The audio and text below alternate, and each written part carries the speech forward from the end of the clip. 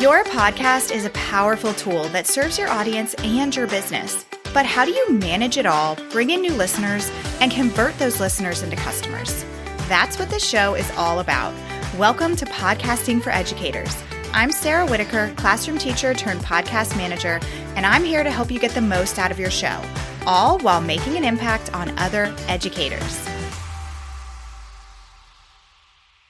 The formal definition of a podcast is a digital audio file made available on the internet for downloading to a computer or mobile device, new installments of which can be received by subscribers automatically. Now, when you consider what a podcast is and how you could use podcasting for your business, your mind probably goes to the most common option, which is hosting a weekly podcast. However, based on the definition of what a podcast is, there's actually multiple ways that you can leverage podcasting with or without hosting your own weekly podcast. Today, I'm going to run through 3 ways that you can use podcasting to boost your business and drive more traffic to your TPT store, email list, course, membership, or services. This episode is going to be for you whether you already have a podcast of your own or if you've never dabbled in podcasting before. Personally, I have used all 3 of these types of podcasting in my business and have seen awesome results from each one. So I want you to consider what would be the best type or the next best type for you, depending on the time that you have to put into it and the goals of your business. Let's start with the type of podcasting that we all usually think of when we think of podcasting, and that is hosting your own public podcast. This is a really great way to showcase your expertise and connect with your audience on a more personal level. You can share valuable tips, insights, and even interview other experts in your field. Now, most commonly, episodes are released on a weekly basis, but not always. You can do multiple times per week, every other week, once per month, or even seasonally. You can have maybe seasons that have 10 episodes in them each that you release 3 or 4 times a year. It doesn't have to be something that you're consistently doing all year long. Now, a public podcast is free content that you are creating for your audience. And this is going to be a really great option for you if you are really looking for a way to have long-form weekly content in your business and you want something that you're going to be able to keep up with week to week. It's great for authority building. It's a way of having consistent lead generation if you are releasing those weekly episodes and you are centering your episodes around things that you offer in your business, whether that's free lead magnets or paid TPT resources or courses or memberships, whatever it is, if you are centering your episodes around these things and you're talking about them, then it is going to be a way that you are consistently bringing leads into your business.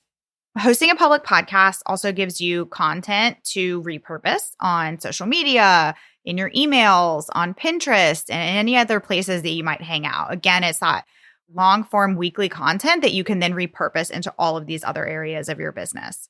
And out of all 3 of these types of podcasting that I am talking about today, hosting a consistent weekly or bi-weekly public podcast is definitely going to be the method that's going to build that know, like, and trust factor with your audience the fastest and the most consistently. Because if you are continuing to put out that content, people are continuing to tune in and listen to you and hear your advice and hear your expertise week to week, they are going to build that trust with you faster than a lot of other methods, whether we're talking about podcasting or something different. The second type of podcasting that you can use to drive more traffic to your TPT store and other offers is podcast guesting. If you have not jumped on board with the power of collaborating with other people in the online space, do not sleep on this strategy. It is such a good one. When you can appear as guests on other podcasts within your niche, you are able to really expand your reach and attract new followers to your TPT business, to your Instagram, to your email list, wherever it is that you want to drive people. Plus, it's an awesome opportunity to network and learn from like-minded entrepreneurs. You can meet some really cool people when you put a focus on being a guest on other podcasts. If you've considered hosting your own show before, podcast guesting is just a really awesome way to kind of get your feet wet with podcasting, see how you like it, see how you feel when you're behind the mic and when you hear your episode go live. It's just kind of a good trial run to see if it's something that you might want to incorporate into your business in a bigger way. Because you don't have to have your own podcast to guest on other shows. I think that sometimes that's a misconception that people have. However, if you are already a podcaster, podcast guesting is going to be one of the best ways to grow your existing podcast audience. So podcast guesting is great for you if you are wanting to really put a focus on building your brand awareness and your discoverability online. It's a great way to grow your email list if you go into your interviews with a specific lead magnet in mind that you have that you can share about in that interview. Great way to grow your email list. Similarly to this idea of it being great for your discoverability, if the podcast that you are guesting on does show notes for their show, which is kind of a summary of the episode on their website, then they will probably include a backlink that will lead back to your website or to your podcast or whatever links that you want them to share within their show notes, which is great for discoverability, great for SEO, and just overall great for your business. Podcast guesting is also a really fun strategy to use if you're leading up to some sort of live launch. People will do what is called a podcast tour, where they will guest on a bunch of different podcasts in a short period of time to really give themselves a big boost of brand awareness and get a bunch of new people into their world, onto their email list, new followers on Instagram and places like that, so that by the time that they open the doors to whatever it is that they're launching, they'll have a whole new audience in front of them. The third type of podcasting that you might want to consider utilizing is private podcasting. Now, if you aren't familiar with what a private podcast is, it is essentially a podcast that is not searchable within listening apps like Apple Podcasts and Spotify. The content is gated in some way. So your listeners have to give you something in exchange for access to that content, whether that's their email address if it's a free private podcast or money if it's a paid private podcast. I am personally absolutely obsessed with private podcasting. Sky's the limit on how many ways you can use this in your business. I'm going to run through a few fun ideas of how you might be able to use private podcasting. Number one is you could create a weekly paid podcast. Yes, most podcasts are free, but they don't have to be.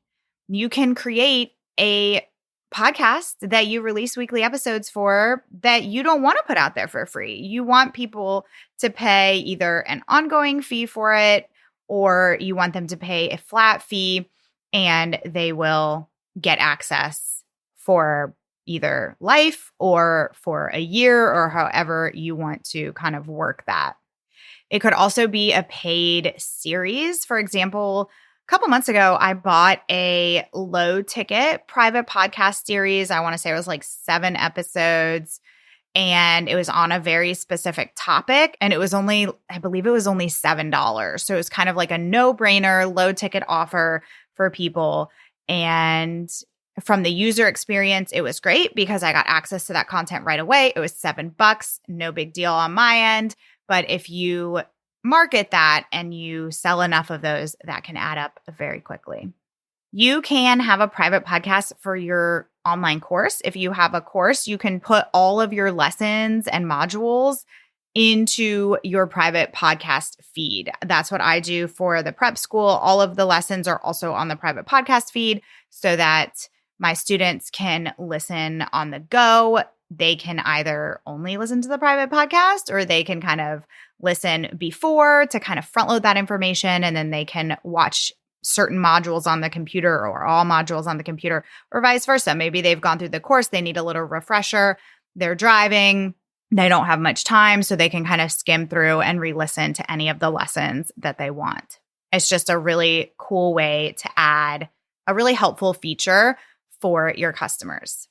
Similarly, you can have a private podcast for your membership, and there's lots of different ways that you can do this. Maybe you do trainings inside of your membership. You could put those trainings on a private podcast for people so that that content is more accessible and people can kind of listen on their own time, regardless of where they are or what they're doing. I have a client who recently started a membership, and she does not have a public podcast, but she created a private podcast as an additional feature in her membership. And she hasn't even committed to releasing a certain amount of episodes on a certain schedule. She just tells her students, from time to time, you'll get these bonus episodes that are exclusive to people who are in the membership. So I think her goal right now is to just like do one episode every quarter, and maybe she'll increase that in the future. But again, it's just another kind of bonus feature that you could add to your membership. Another way to use private podcasting is to create an audio course. This could be like a full-blown course, or it could be a mini course. I did this with my audio course, Podcast Like You Mean It. It was so fun to put together. I personally think that an audio course is a little bit easier to put together because you're not creating slides and things like that for every single lesson. And in turn, it's also easier to update the content, and it's easier for your customers to consume. You can use private podcasting to create an audio lead magnet. This is probably my favorite way to use private podcasts. Now, when I say audio lead magnet, I am thinking of a resource that you're creating that's going to be free for your audience. And in order to get it, they have to give you their email address, and then they'll get access to this private podcast. I have done this for myself. I have done this for clients, and I can tell you without a shadow of a doubt that audio lead magnets convert so much better than other types of lead magnets like PDFs. People actually open them. They actually listen to them. You can use this type of lead magnet as a lead up to a launch. I have a client who created one that she opened up about 3 months before she opened doors to her membership, which she only opens a couple times a year. It worked really, really well to build some buzz, bring in new people before her doors opened. It can also be something that you have on Evergreen that's always available to people. Or you could treat it as a pop-up podcast and only have it available during certain times throughout the year. And so typically with these audio lead magnets, you can do a series of like 3 to 5 episodes that you are creating that's centered around a certain topic, just like you would create a PDF lead magnet that might be a guide of some sort or a video series or something like that. It's the same idea. It's just going to be in audio form. And then another way that you can use private podcasting is to create a private podcast feed in addition to your regular free public podcast. So if you already host a podcast that you release episodes for every week or every other week or whatever, you could then have a second private feed that has exclusive content like bonus episodes, Q&A episodes, coaching sessions, behind the scenes type of content, so many different things that you can do with that. And it can show up in the same feed as your regular feed, but it's only available to people who have subscribed and are paying that monthly fee to get access. I talked a lot about this in episode 99, which I'll link in the show notes for you if you want to learn a little bit more about how you can utilize that. My favorite resource for private podcasting is Hello Audio. I will leave a link for that in the show notes. It is the best for private podcasting. You can have multiple private podcasts. You can turn the feeds on and off. You can have them expire as a whole, or you can expire them per listener after a certain amount of time. So, if somebody subscribes, you could set it so that their feed expires after 5 days or after 30 days or however you want to set it up. I hope that this episode gave you some ideas on how podcasting can help drive traffic to your TPT store or your other offerings. Maybe you already have a weekly podcast, you're really loving it, and you are ready to go all in and utilize podcasting in some other ways. Guesting or creating a private podcast might be for you. Or maybe you have been considering the idea of podcasting, and after hearing this, you realize, yeah, I would be really great at hosting a weekly podcast, and I would really love to be able to have that consistent long form content. It would be great for my business. Or maybe you're thinking, well, I've been kind of on the edge of starting a podcast, but I'm worried about how much time I have to put into it. Well, now you know that there are other ways that you can use podcasting besides hosting a weekly show. If you want to be sure which type of podcasting is best for you, I have an online quiz. It's totally free. You can take it to figure out which type of podcasting is the best for you, depending on how much time you have, what your business goals are. It will literally take you less than a minute to go through. It's only 5 questions, and then you'll get your results emailed to you right away. And it will also give you specific advice depending on what your results are on how you can get started on that type of podcasting. Remember that podcasting is really a unique platform that helps you engage with your audience, establish yourself as an authority in your field. So do not be afraid to step into the world of podcasts and really scale your TPT business. If you've been thinking about it, why wait any longer? The sooner that you jump in and start podcasting of some kind, the sooner that you'll be able to reap the benefits. All of the links I mentioned in today's episode, including that quiz I mentioned, will be in the episode description within your listening app, or you can find them in the show notes at podcastingforeducators.com/episode 112. I'll see you here next week. Thanks so much for listening to today's episode. To keep this conversation going, connect with me on Instagram at Podcasting for Educators. I'm always looking for an excuse to talk about podcasting. If you're looking for support in launching, managing, or growing your podcast, check out my online course, the Podcasting for Educators Prep School, at podcastingforeducators.com/prep school. I'll see you here next time.